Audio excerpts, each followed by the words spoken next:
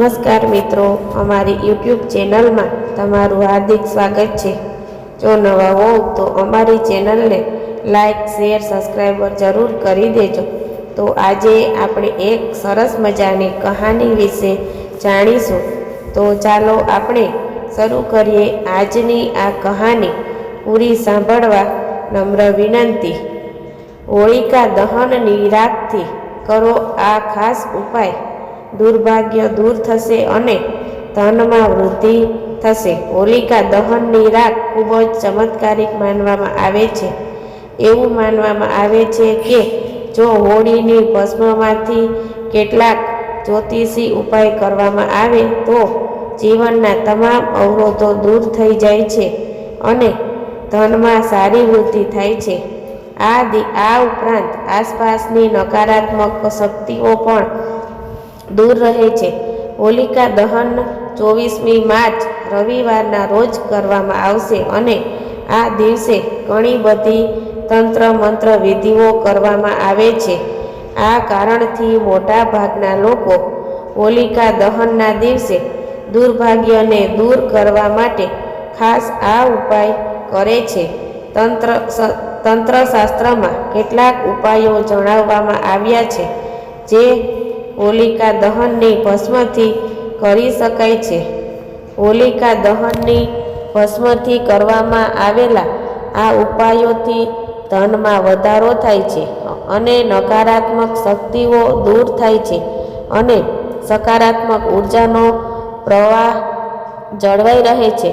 ચાલો જાણીએ હોલિકા દહનની ભસ્મથી કરવામાં આવતા ઉપાયો વિશે। આ ઉપાયથી વાસ્તુ દોષ દૂર થશે। તંત્રશાસ્ત્ર અનુસાર હોલિકા દહનના બીજા દિવસે હોળીની રાખ આખા ઘરમાં છાંટવી।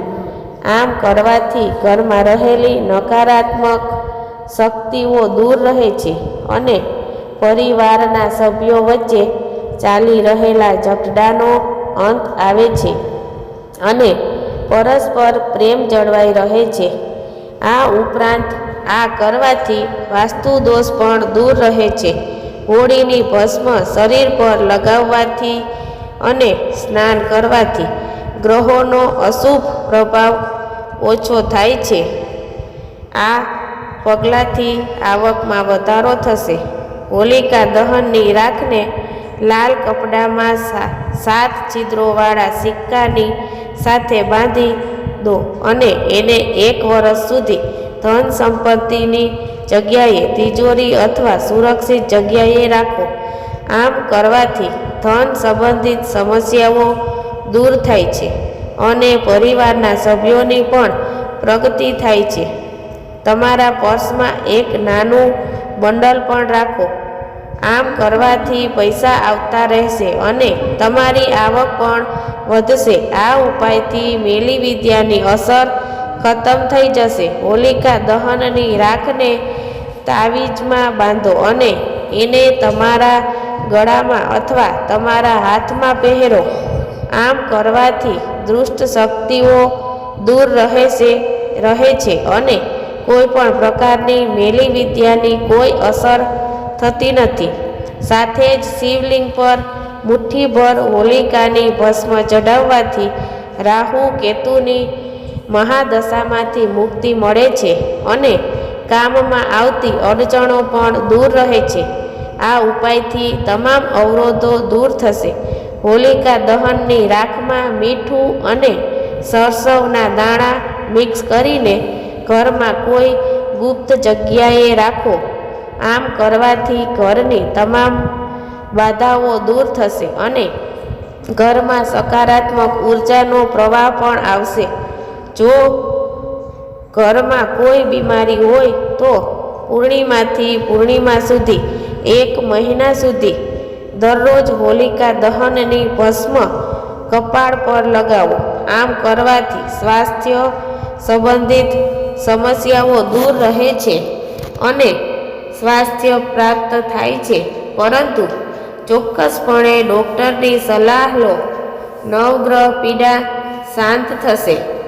હોલિકા દહનની રાખને નાહવાના પાણીમાં ભેળવીને સ્નાન કરવાથી પણ નવગ્રહના દુખાવામાં રાહત મળે છે.